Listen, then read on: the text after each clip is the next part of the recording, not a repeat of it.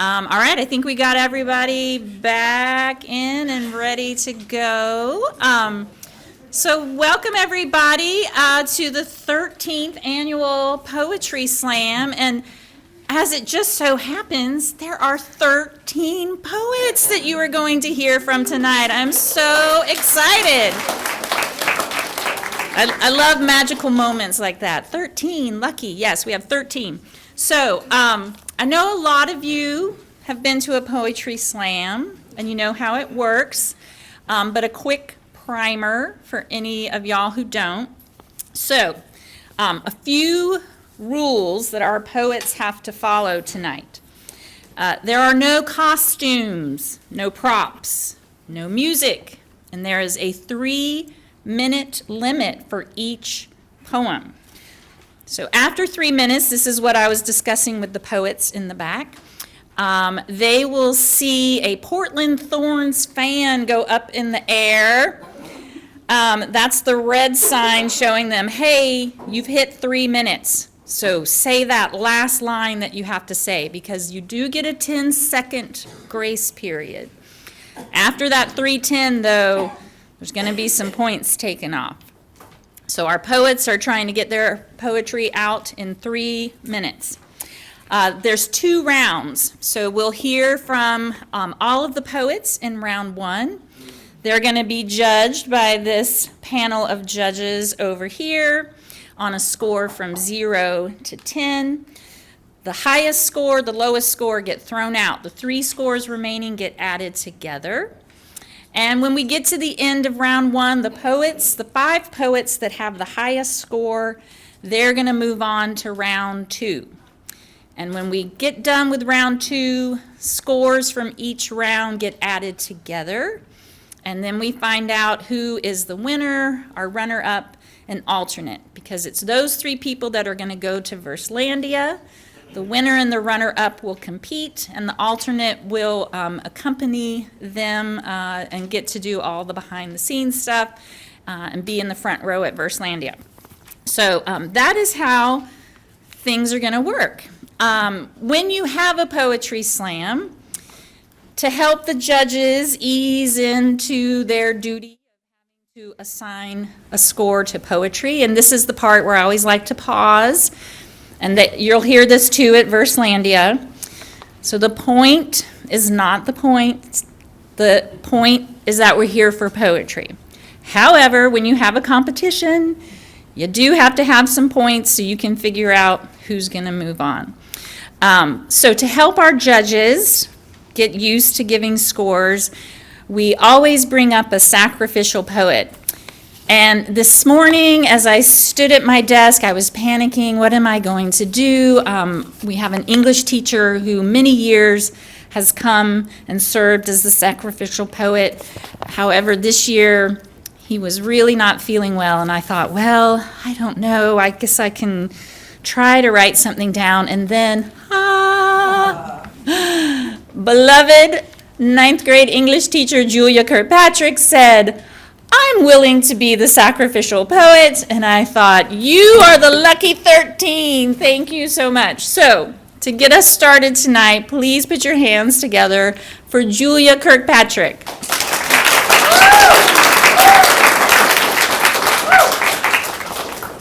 Hello. Can you also put your hands together for Miss Battle, who put so much work into organizing this, like no small feat. I would have you applaud the judges, but I'm not sure how that's going to go yet. So.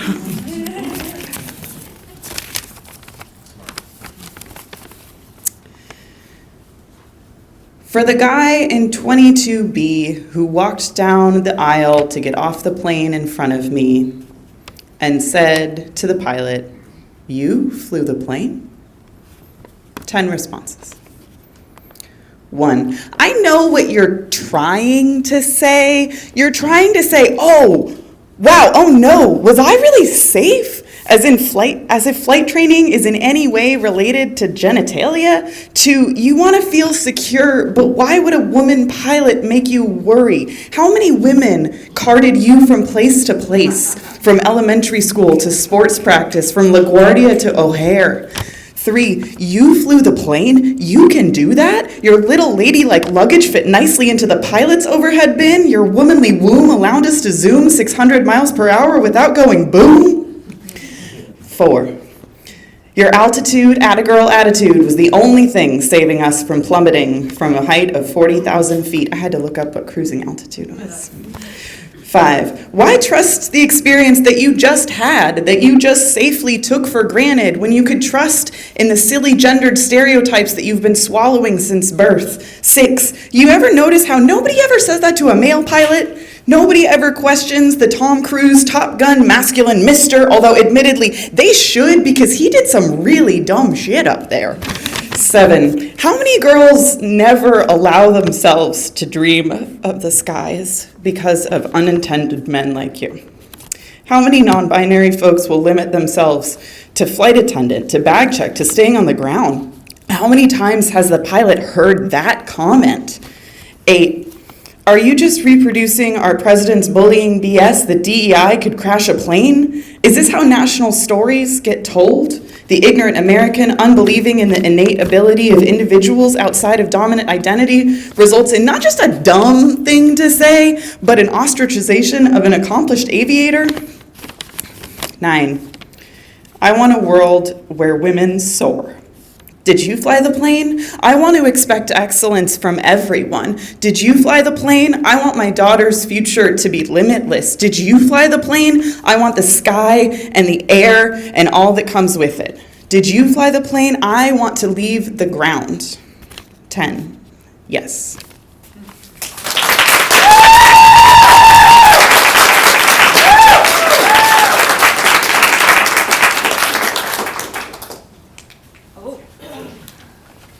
All right, judges, let's hold up your scores for Miss Kirkpatrick.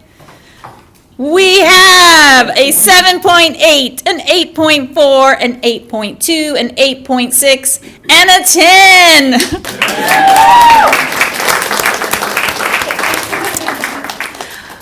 All right, 2 reminders before we launch into our student poetry. Because I have not done this myself. I'm taking out my phone, and I am going to make sure that it is silenced. And while you're doing that, I'll say the second reminder. I always say to my students, because this question comes up every year, do I have to worry about what I'm going to say? Do I have to worry about what my poem is about? And I say, no, you do not. Because the beauty of the arts is that you get to express your true self. We know that living life, we go through hard times, and sometimes in our poetry we are sharing some hard truths. And when you share hard truths, sometimes you need some hard language to really let your audience and your reader know how you are feeling about certain things. And I tell my students, as your teacher librarian, till the end, I will be the person who defends your right to read what you want to read and your right to free speech. So I say that to our audience members, knowing there might be some strong themes and language to come up. And so now you have been forewarned. All right. Before we started tonight, I put the 12 names onto the wheel of the internet spinner. And the name that came up first was Hope Stanley. Let's welcome him to the mic.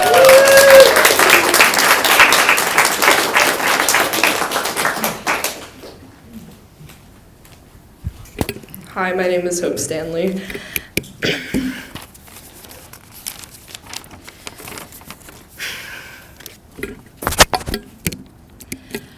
I am a three-headed boy, but these two do all the speaking. A biological intervention to my genuine introduction. They can't seem to stop. These two faces are the only ones who make my impressions, calling for attention no matter where I go. Twisting my intentions with the illusions of sweet conversations, but they always end in she or her. I am a three-headed boy, Always told who I should be, simply because I have 2 heads of meat weighing my heart down to my feet. If I squeeze them, would they pop like pimples? Would they bleed? Or would they remain radiant with identity? Their voices are always louder than mine. Apparently, my body holds more truth than my mind. Under the harsh weather of piercing words, angry with my lack of compliance, yet I remain repulsed by the field of femininity. An innate magnetism pushing away the intentions of my body, my stubbornness impenetrable by the persuasion of others, no matter how loud these heads become. I am a 3-headed boy, so I tie these faces with ropes to the constraints of my existence. They whimper because they're so used to being seen. As I compress them into the crevice that is my chest, though there's not enough room for them alongside my heart. Through bruises and bandages, they manage to speak and change every way the world can see. I wish their voices could hurt others the way they've hurt me. I wish that they could hurt others. I am a 3-headed boy, in love with androgens while engulfed in its antonym, drowning in the estrogen that's destined to imprison me, trapped in the automation of biology, forced to succumb to its desires, following the code inscribed into these lousy genes while I grow more ill, sick with their voices ringing, sick of the words I'm described, blood falling down to my neck and thighs. It could be tears, but I know it's just mine. I am a 3-headed boy.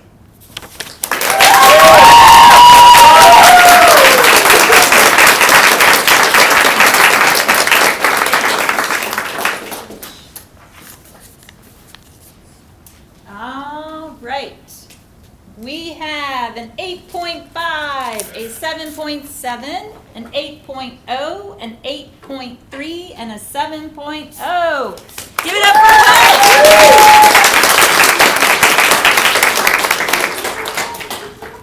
Hope I will say I appreciate that loud voice that you have. Thank you for sharing your poetry. All right. Next up to the mic, we have Clark Leesom.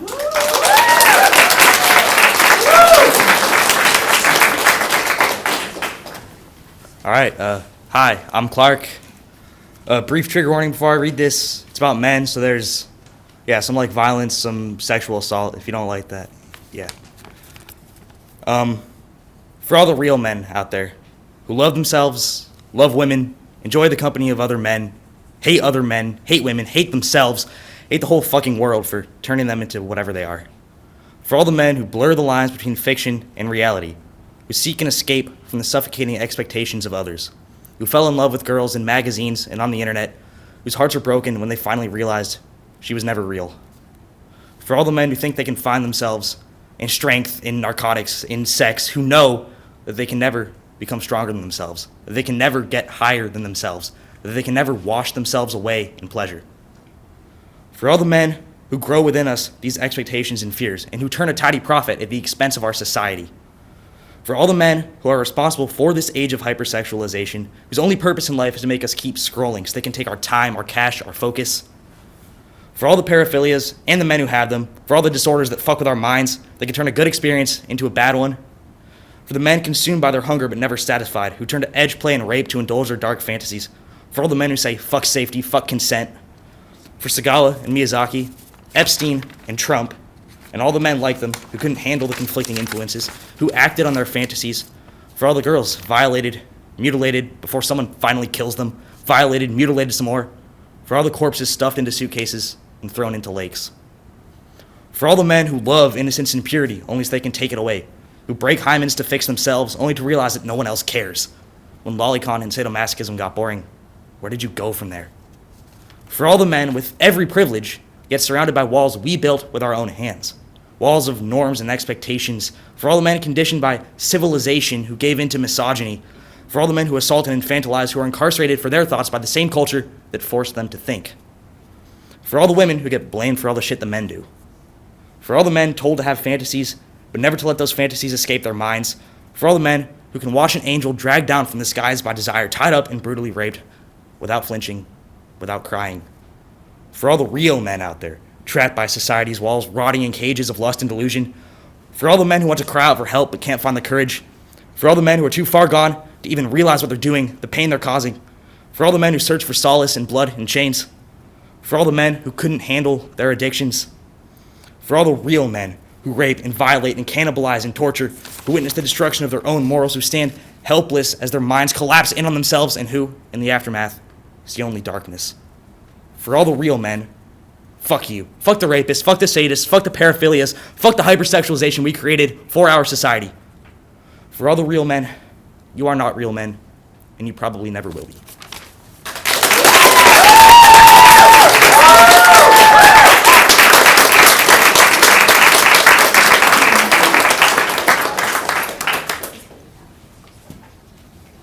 All right, we have a 7.7, a 7.9, 7.5, 7.5, and a 7.6.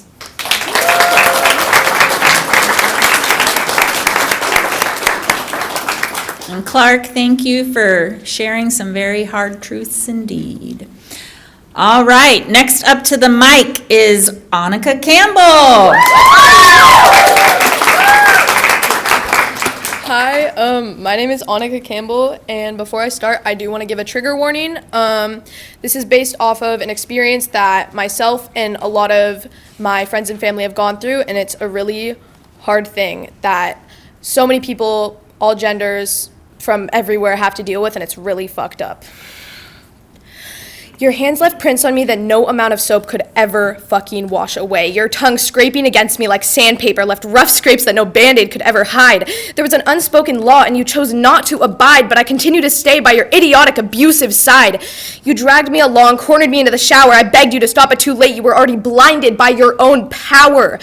You didn't drag the knife across my porcelain skin, but my thighs cracked and shattered as your empty face faded into a disgusting grin. I bled profusely till I was uncontrollably numb, and there was nothing left of me, not even a fucking crumb. My mouth shaped to say no, my body begging you to stop, my heart on its final beat. I feel it about to drop. My vocal cords in disagreement decide to take an oath of silence out of the fear that you forced into my bloodstream. I'm begging myself, trying to get myself to scream. It hurts and I feel helplessly stuck. I wish I could put more effort in, but fuck. It hurts to see myself like this. I feel ashamed. My hands ball into fists. By the time I can be convinced to yell, I can barely breathe, and I'm panting like a dog. I'm trying to focus, but my thoughts are all a fog. My face is drowning. It's shoved in a pillow, cheap cotton and the stench of sweat wrestling throughout my sense of smell. Your fingers weave throughout my frizzy hair. None of this is fucking fair. Cranking, yanking, whirling, twirling as you please. I really need my mind to be put at ease.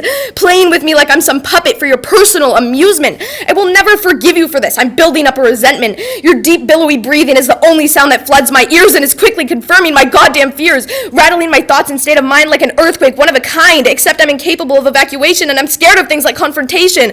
Your hands seep through my skin, burning permanent scars of your presence into my nerves that will never leave me. In my eyes, it's partially my fault because I didn't fight hard enough. I just let you be. I let your eyes replace mine, and now the lingering, filthy lust gazes over me whenever I see my own reflection. I feel terrorized and used, hunted and abused. Is this all a game to you? You don't even know my name, do you? Is this a hobby or something fun? For me, it isn't, but I simply can't run. Let me be clear. Though my bones vibrate out of fear, I am not for you to play just as you please. You cannot treat me like this and simply get away with ease. You tore my heart out, then have the audacity to leave that part unsaid. You starved me and got mad when I bled. You carved me and called me bad and left me unfed. My words creak and sputter. I can't control my voice and I stutter. I need to get it out, but I can hardly utter. These words are jailed through sharp, clenched teeth. I wish I could erase it all this entire fucking week. You took advantage and made excuses for the damage. You left me in pain, and what did you gain? Was it worth it? Did I deserve it? Do you even have regrets? Is this some sort of fucked up bet? Does it matter to you, or am I another plate that clattered? What were the other girls like? Did they drive cars? Did they ride a bike? Were they flatter or fatter? Did they even matter? I mean, really, did I? Would you even care if my heart just stopped and I fucking died? I mean, would you even cry? I'd wipe your tears, then wash my hands, but no amount of soap would be enough. No matter how much I spend. Your hands left prints on me that no amount of soap could wash away. No amount could make amends. So I guess this is just the end.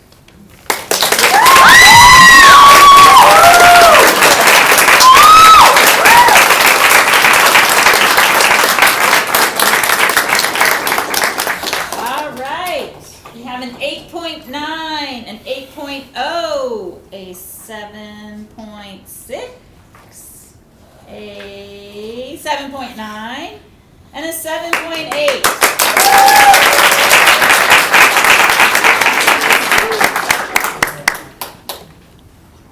Harsh words, but I'm glad you have a platform to share. We are on to our next poet. Back just in time. Welcome up to the microphone, Dash Breyer.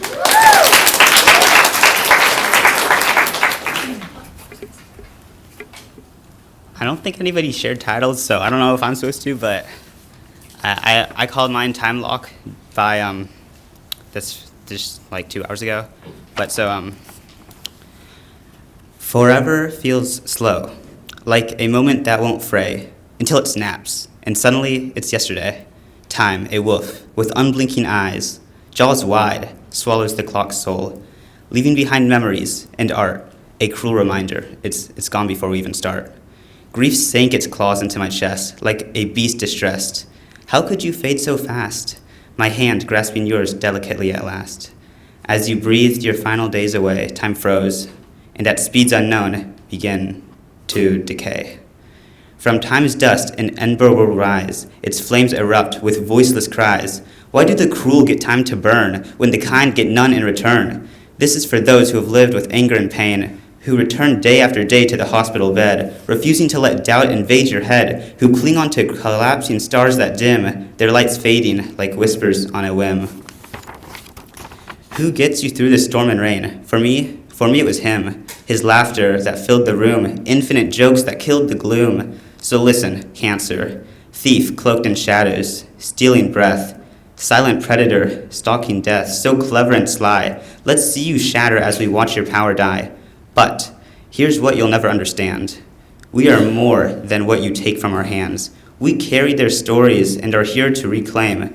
Isn't that why we're still calling their names? That's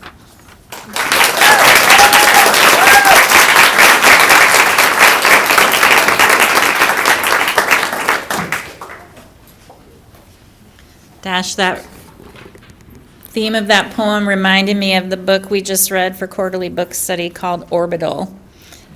Appreciate that examination of time. All right, we have a 7.4, a 7.0, a 7.0, a 7.3, and a 7.0.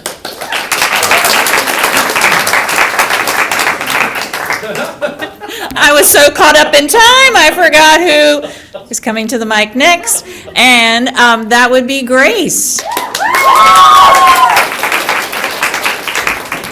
Okay, hi. For my people. My people? Who are my people? What don't I know? Growing up thinking I don't have people.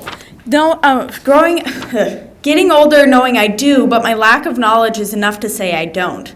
Scraping up what I can to understand it. German, Armenian, two opposing sides. The Armenian genocide, sparking inspiration for Hitler, helping him create one of the most horrific points in history, the Holocaust. German, they say? Are you a Nazi? Resentment, understandable for what they've done. Horrible and unforgivable, yes.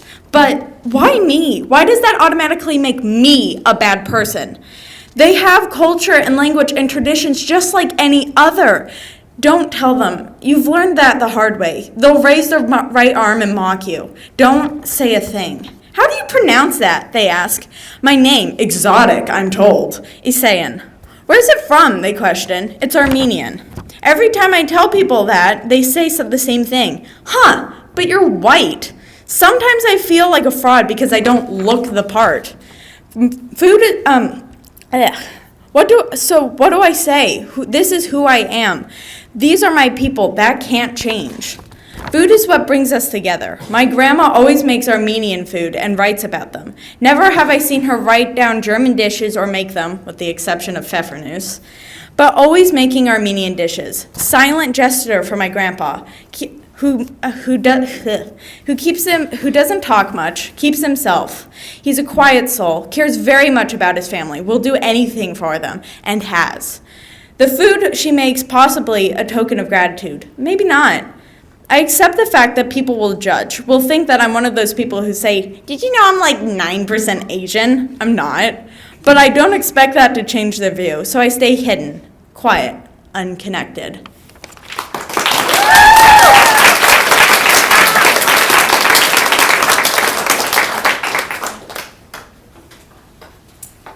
All right, we have an 8.0, a 7.2, a 6.6, a 7.0, and a 7.1.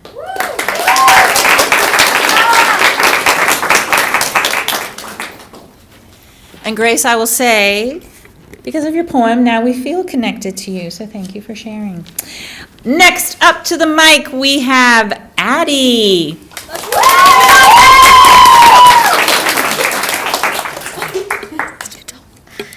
Hi.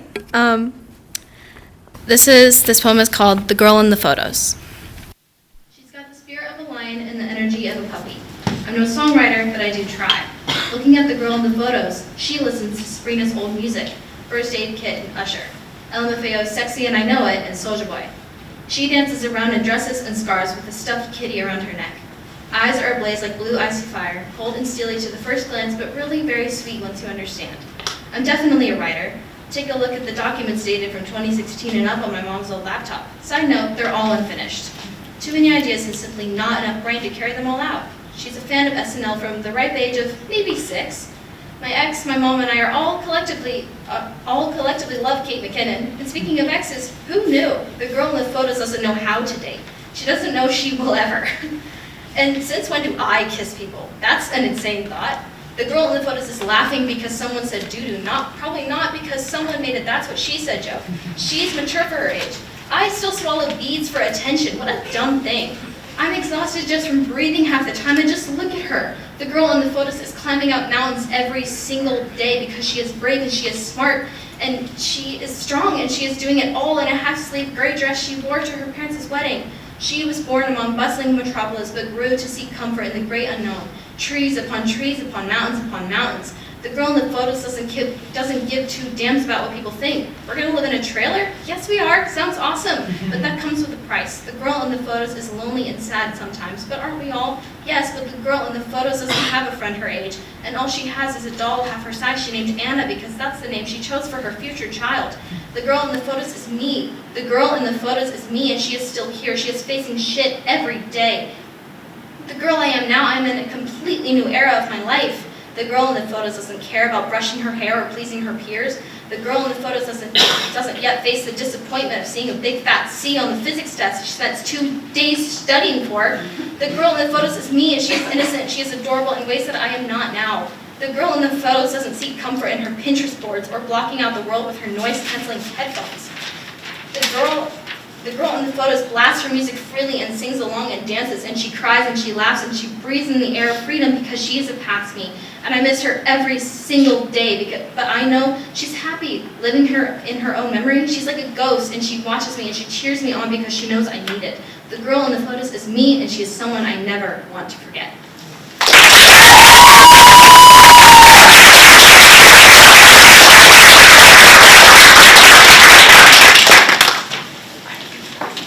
All right, we have an 8.4, a 6.8, a 6.8, a 7.4, and an 8.0.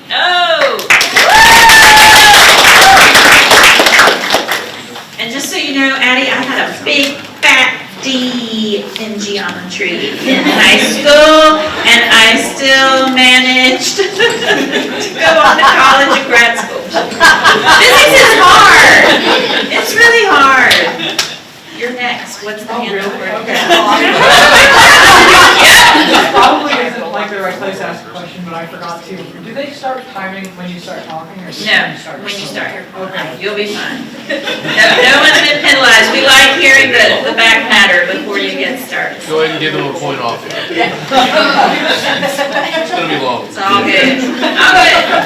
All right, and with that, let's bring Gio on up to the mic.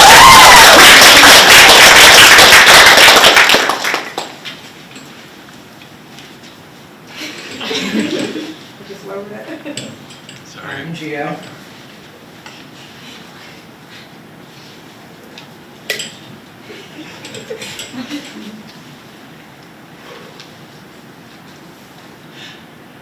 Write a poem about laughter.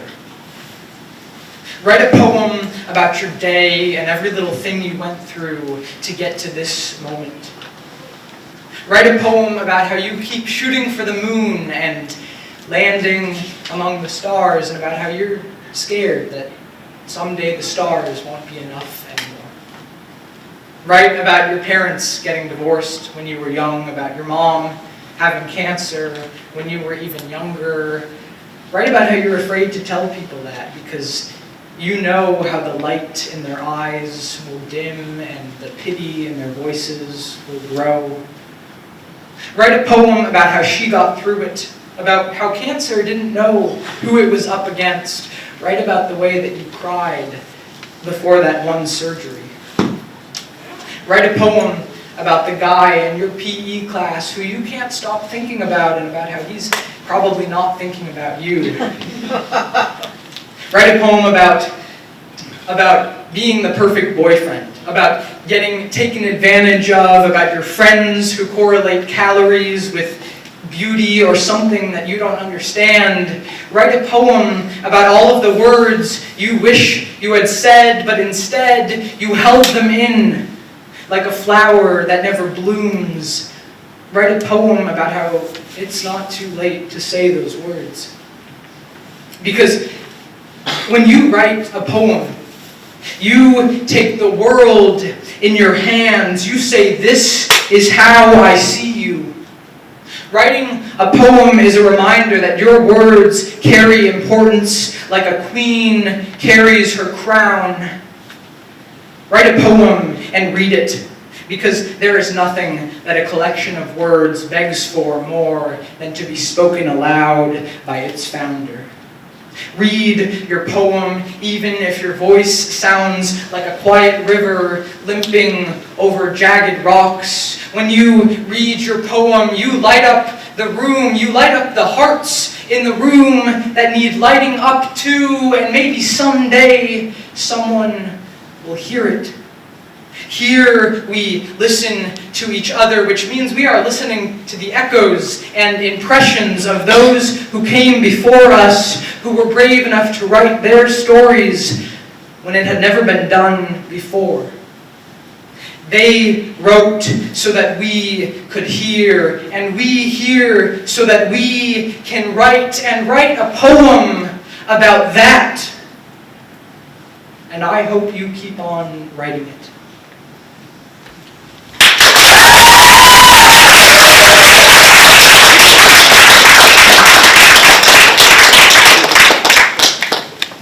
Okay, we have a 9.7, a 7.9, an 8.4, an 8.7, and a 9.0.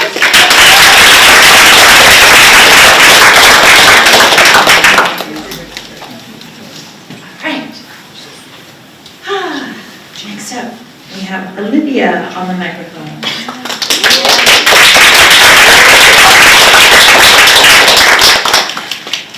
Sorry, I just gotta get this.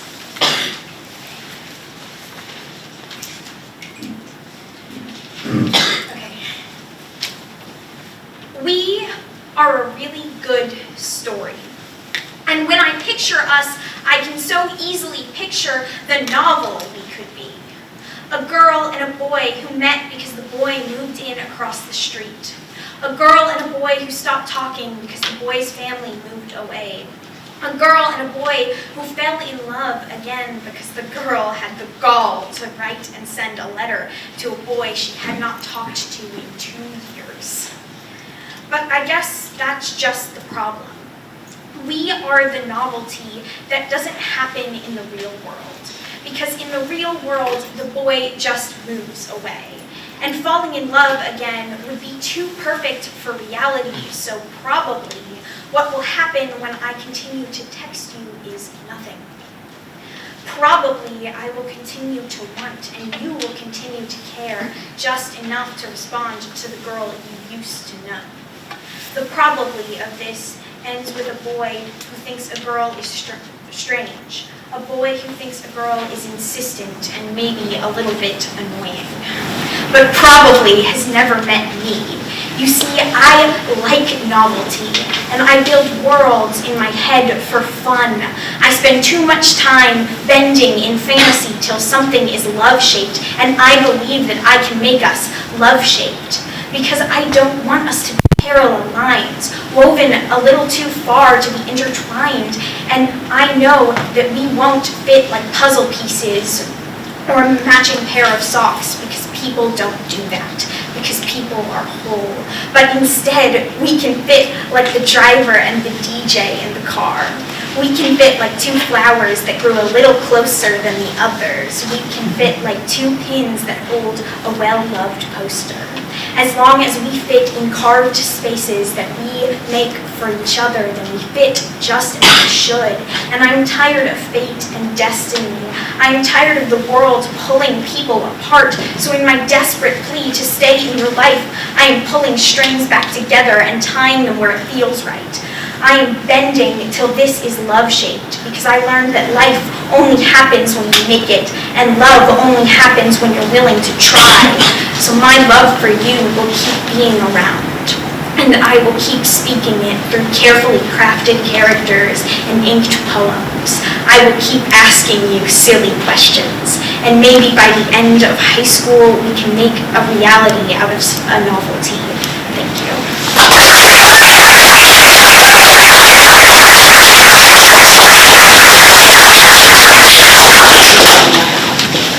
All right, we have a 6.8, an 8.8, a 7.5, a 7.4, and a 7.3.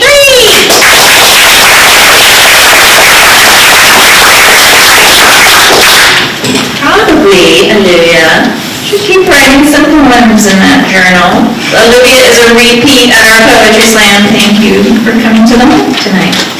And right next to Olivia is Harriet, so come on up.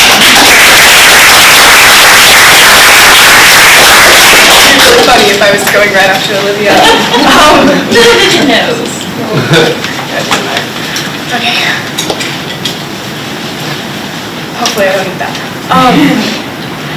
Last year I wrote a different poem about religion. It was half hate and half self-pity, and now I hate and pity it. But I've got a new poem this year, because there's a beauty in the traditions I despise and the stories I analyze. There is a home here, even if I do not want to inherit it. I grew up with ash on my forehead and the three wise men over my front door. Grew up thinking the kingdom of God was a castle in the clouds, and picking out which of my friends I thought would go to it.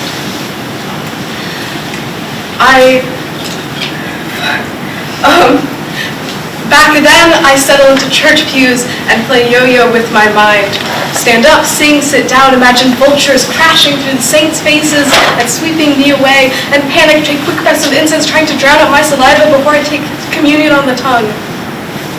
Stained glass windows were more my savior than God ever was, tracing the lead lines with my mind, match the symbols with stories, the ones from Sunday school, not the gospel, because I'm far too busy being crowned king of the vultures for the priest's words to leave anything more than the barest impression, the same familiar stanzas, the same automatic responses. All it ever was repetition. I grew out of God like the tooth fairy, kept putting prayers under my pillow long after I knew no one listened. Kept going through the motions. I sit in church, look at stained glass, and ignore whatever Father Dave says.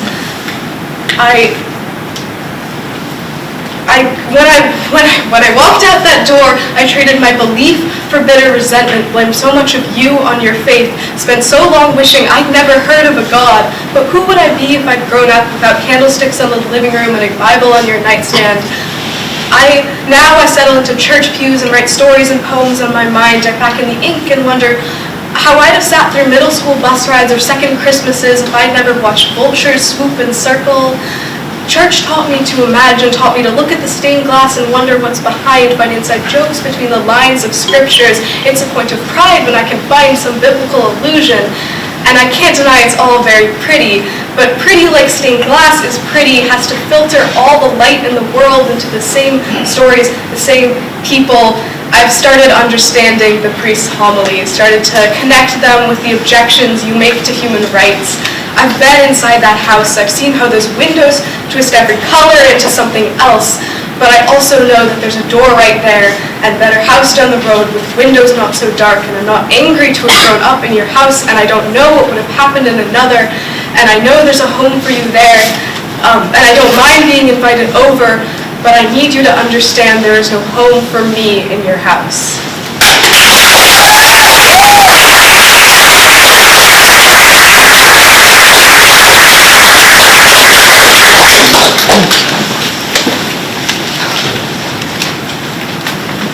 All right, we have an 8.0, a 9.0, an 8.8, a 9.0, and an 8.0.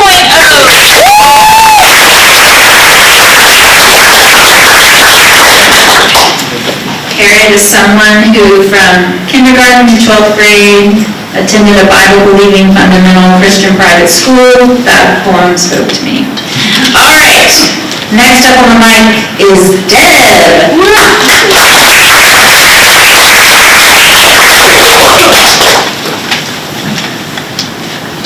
Hi, I'm Deb, and this is Tire Swing.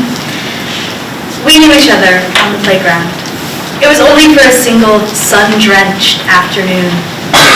Your mom called you home for dinner, and you had to go. You never told me your name. I never told you mine. We took turns, pushing each other on the tire swing. It was an unconditional love, untouched by outside forces. We all had to grow up, eventually. We all had to leave the playground. We all had to go home for dinner.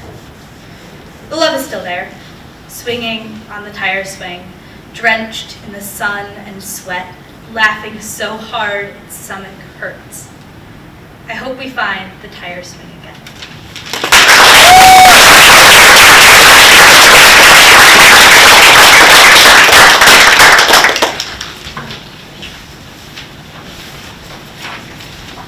All right, we have a 6.8, a 6.8, a 7.3, a 7.8, and a 7.0. I too had a tire swing in my backyard. Okay, we have up next, I'm kind of stalling for time. There we go. Okay, our penultimate, and if you know me, you know I love that word, penultimate poet tonight is Kestrel.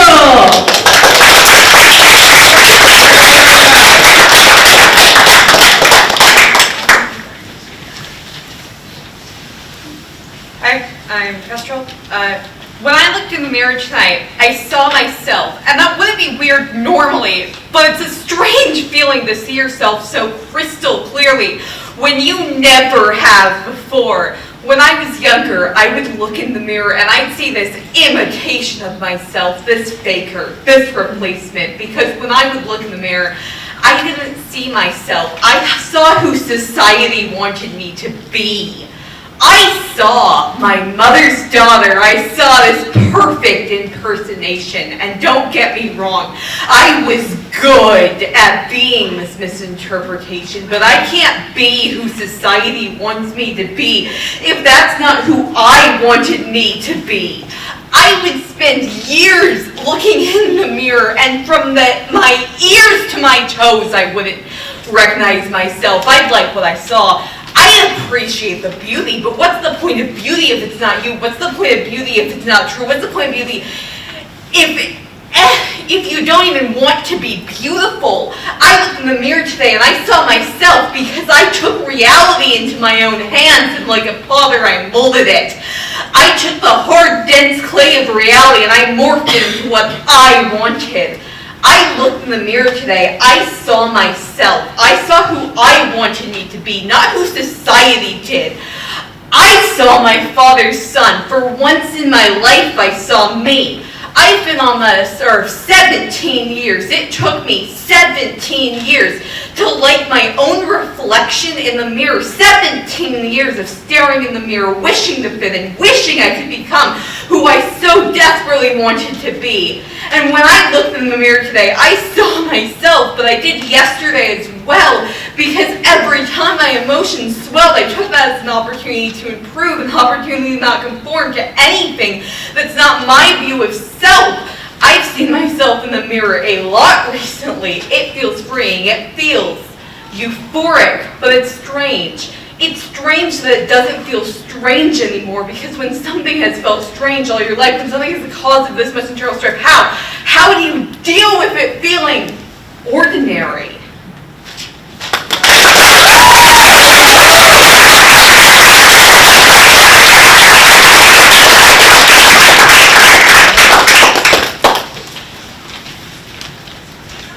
All right, we have an 8.7, an 8.6, a 7.5, a 7.5, and a 7.3.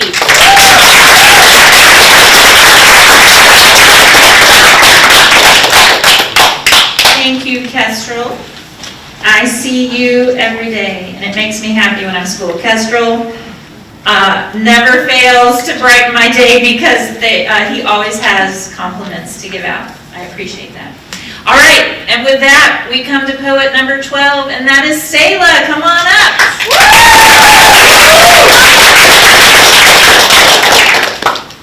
My name is Selah Gabbert, and this is called You Never Loved Me. You never loved me, but you were the subject of my pros and cons list. You were the star in each of my dreams.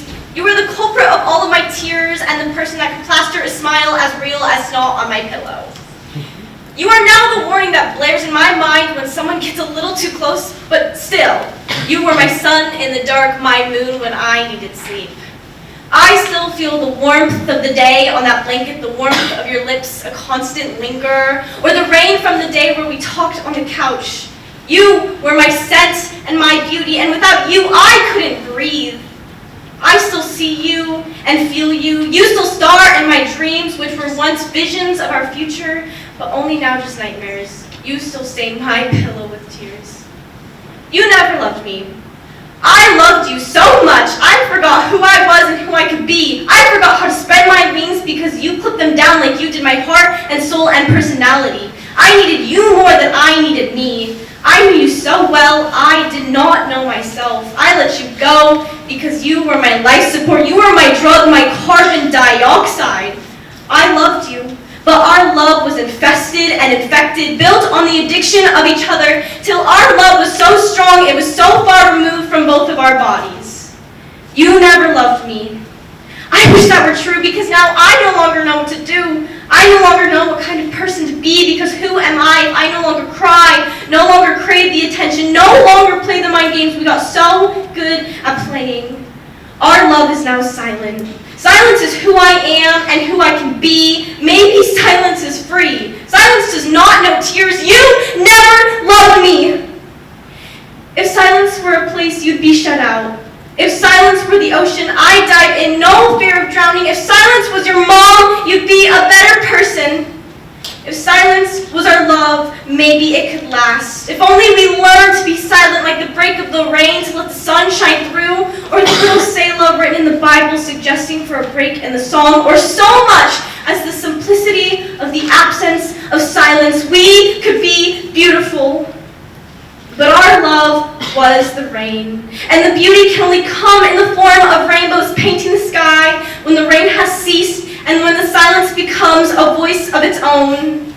And in silence, that is where I will pick my broken pieces up. Silence is where I rebuild.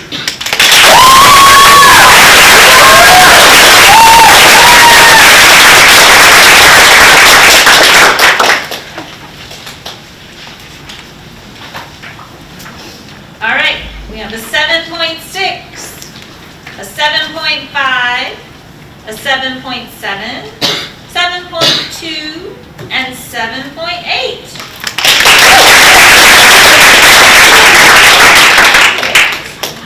Selah, even though you were living in the silence, I'm glad that you shouted out that poem.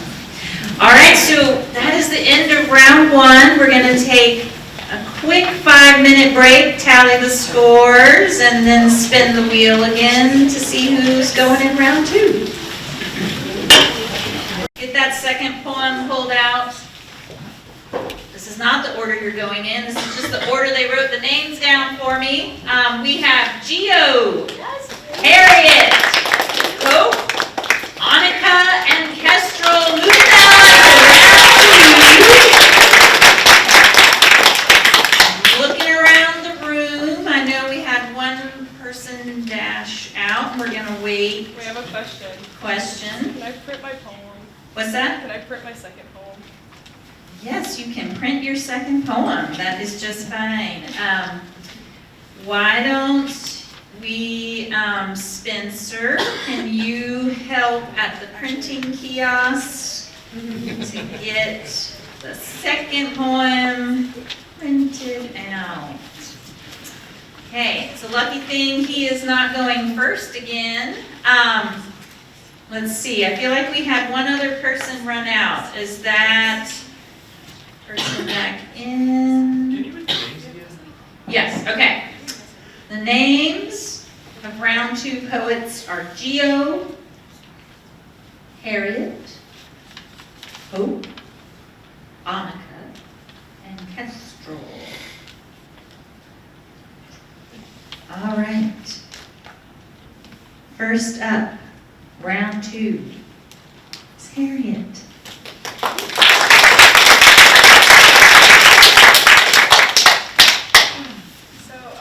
This is actually the poem I wrote last year about religion. Not performed last year, but okay. In first grade, I thought I was the most religious because I slept at the tippy top of the house, closest to God, till I realized I wasn't included in God's benevolence or yours. You have been painted into the stained glass of my life, tainting my vision till all churches run red in my eyes until I can't separate you from religion or politics from you. As day turns to night, I can almost forget who you are in the light, almost love you again because I want to, I really want to. I still get defensive when my friends insult you. I've earned my hatred, but I don't want it. I want to bury it, forgive you, make it all go back to when you would sing, "Knees up, Mother Brown," cleaning my skinned shins. Now my heart's skinned and you won't touch the bandages because you say they're lies. So I lie to you. I watch more than my swearing around you, and I watch you. College and security pour from one hand, but the other holds a rosary that wraps around my throat. Tear it off, and my future slips through my fingers. Keep my mouth shut, and I condemn myself to a future of bile rising in the back of my throat as I lean back in a mirror. One day, I will introduce you to who I've always been, lay truth before you on Judgment Day, and one day I will forgive you.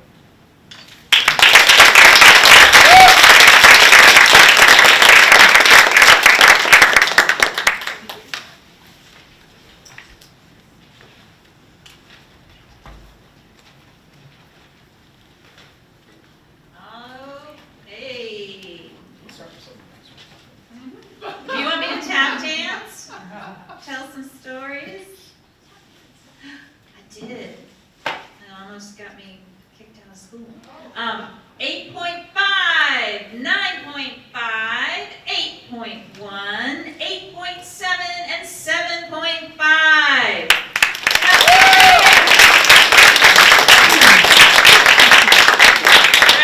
Welcome back to the mic once again, Annika. Will I introduce myself again? I'm Annika Campbell, and this is my poem called Swallows. I feel too deeply. Some say deeper than others.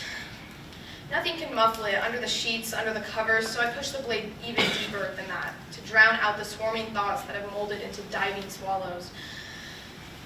The birds are shot down one by my screeches as I slam my head against the door frame. The The blood dripping down frames my face, a dark red wine wet in lace. As the swallow's feathers fall, so do my eyelids. The rigid creases folding over, blinding me, gently closing unlike the slamming doors around the household. The melancholy stench that only the alcoholic himself enjoys drips from your lips. My jaw locks as a thick hatred that sizzles uncomfortably on my tongue is slowly brought to a boil, about to bubble over. I don't feel lucky no longer, no fourth leaf clovers, so I'm left alone with the bother. I feel so much and so little all in one. I chew my nails, specifically my thumb. I don't want to feel anymore. Please just make me go numb. Instead of feeling unforgivable hate, I clench my ragged teeth and swallow my words sharp as swords, slicing my throat into a bloody flesh mess. If only I could swallow food the same way I swallow my words. I'm losing weight quicker and quicker. The stress occupies all of the space in my stomach. The words sizzle away as they're trampled in the other simmering thoughts. But if I swallow food, suddenly that hatred finds the cracks between my teeth and pushes through to shake hands with everyone around me. My emotions suddenly brought to an uncontrollable loudness that everyone must hear, elevated and growing from the fear. No more swallowing, just loud, obnoxious chewing. Don't chew with your mouth open, people whine, as the rinds of citrus fruit drops to my feet, the yellow shines from the lemons and limes. Well, why not? I snarl in return as my face heats up, starting to burn, my mind in sync starting to churn.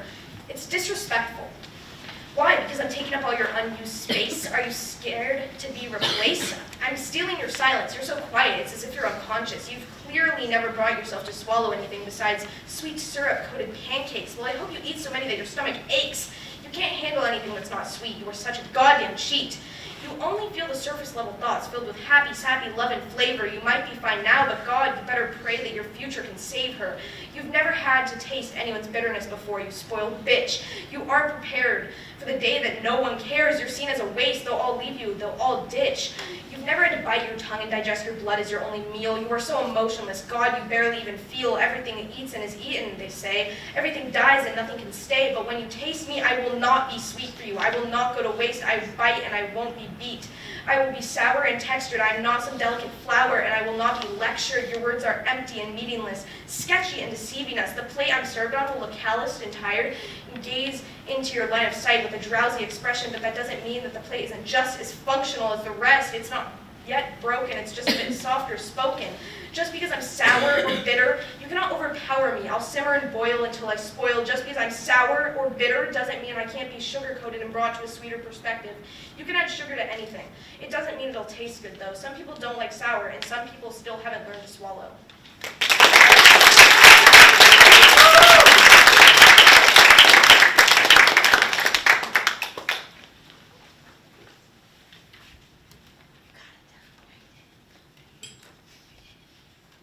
Okay. We have a 7.6, an 8.9, a 7.9, a 7.7, and an 8.5. Back up to the microphone once again is Kestrel.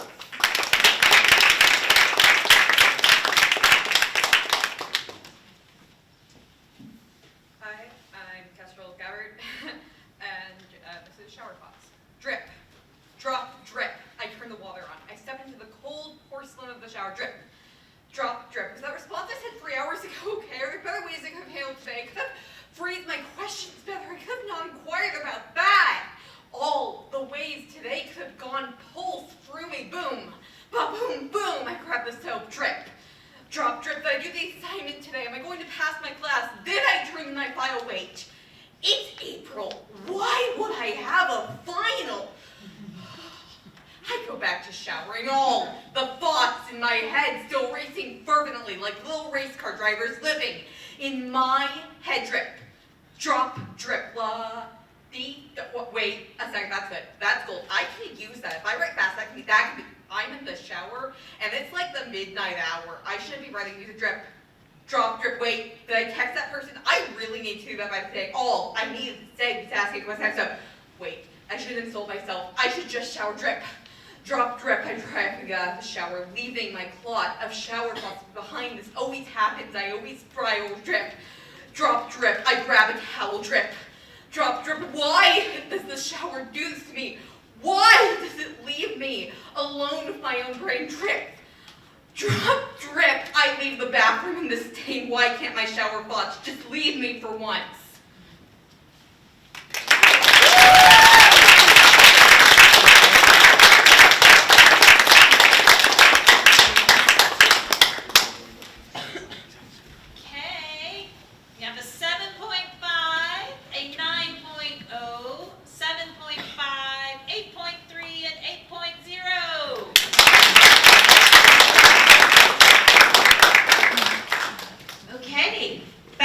microphone is Gio.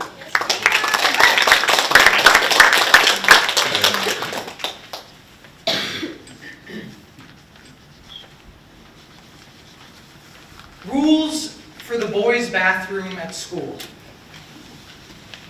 Don't sing. The door is thinner than you think, so your voice could leak out like a beautiful flood that drips into some guy's ear. If he walks in and says something, then you better be careful. I'm talking low voice, fake laugh, taking notes on all the things you say that make you sound not tough. Then you never sing in the bathroom again, even though your singing gets worse because of it. Also, don't talk to people unless they talk to you. There's nothing quite as embarrassing as a tall, skinny boy with glasses and a toothy grin offering a "have a good day" to someone he's never even met before. You're not going to get a response or a hint of appreciation. It's not going to make the other guy's day better in the midst of everything. Or, it's not going to give a sliver of hope like you hoped, something light, like that soap that keeps getting stolen. The words you too aren't going to sentimentally trickle out of his mouth back to you, no matter how much you want them to. If you're going to write something on the walls, don't just write names of people that you hate or names of people you wish would love you. Write something that other guys can relate to, because God knows we all could use a little graffiti bathroom pick-me-up to give us a taste of that graphite-etched sunshine in the afternoon that reminds us we're not alone. If another guy is in the bathroom, then wait for him to leave before you go. Don't start a conversation about the way that you feel, and don't exit the bathroom, then your fear gets revealed. So just stand around like a kid at a door on Halloween, except instead of candy, the prize is being alone.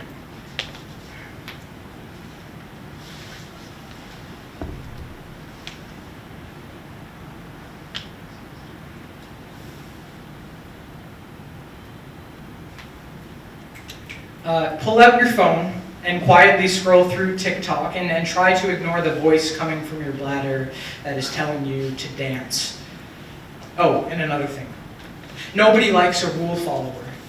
The risk is up to you, but breaking one of these rules just might ignite you with a rush of rebellion mixed with that scent of warm water and gas that puts a spring in your step on your walk back to class.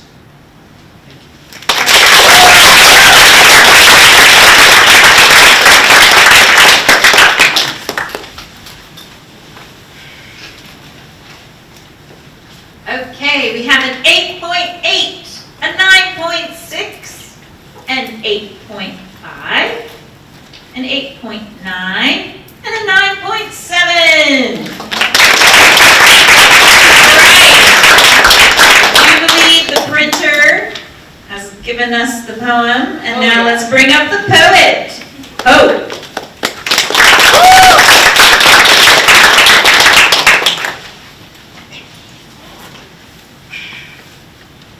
I'm just a girl. I'd rather not be. I can't help it because it's all they'll ever see. Not because I am. Not because I feel like such a girl, but because I am such a girl. I mean, look at me. Do I look like a girl? Do I act like a girl? What makes a girl? It doesn't matter. It's not my call. The best I can do is surpass your expectations. Just today, the way the smile glowed when I sang well, it's not enough to play guitar. Where's the soul? I just need to put my soul in, my heart, my veins. I'm just a girl, so it's not enough to be simply mediocre. Would my singing be just as good if my larynx fell? If I dropped a few octaves? How about a few pounds? The way he smiled at me, making butterflies flutter, my heart skipping a beat, I'm such a girl. As I belt my tiny heart out on stage, as I move and groove to the beat, my girly nature makes it worse for me. And better. Worse because I'm not enough as me. Better because on stage, I'm just a girl, and that's how he'd prefer me, right? It feels so personal, so intimate, like my ears are the only to ever hear it. I capture his compliment and cradle the sound because it's just for me. From the first chord to the last strum, it's something just for me. Just for a little, wounded, confused girl. And I relate because I'm a girl. Girl, here, confused. How much longer do I have to play this game? Play this game till I'm desirable, till you want me? My breasts feel so big, but the breasts of those above me are even bigger. How much should I sacrifice for my success? How much skin do I have to show to perform well?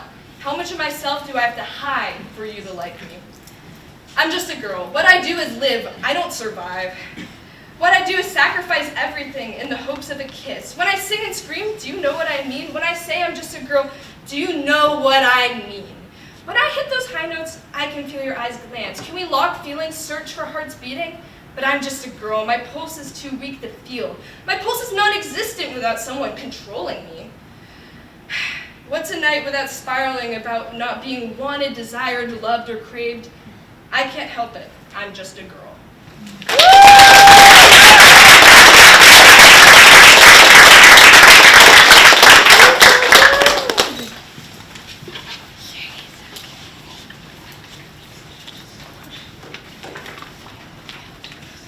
Okay, we have a 7.5, a 7.9, a 7.5, an 8.1, and a 7.5.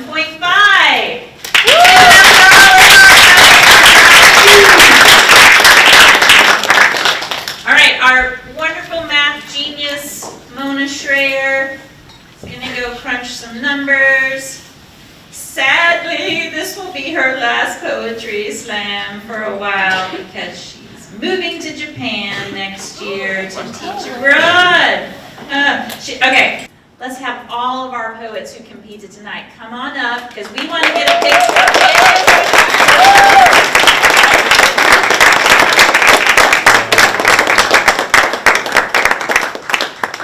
All right, so audience, this is your chance. Take the photo. Oh, Mr. Patrick's taking one. My husband's taking one. I'm going to get in the photo too.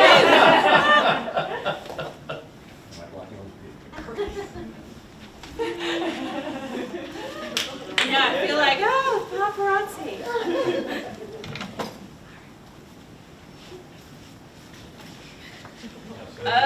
Okay, so here we go. In third place tonight, our alternate that will be going to Verslandia is Annika.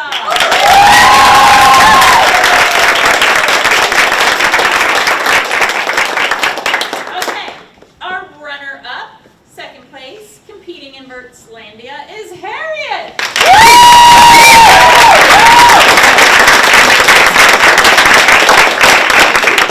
And that means that our winner tonight, Harriet, there we go. Woo! Our winner tonight is Gio.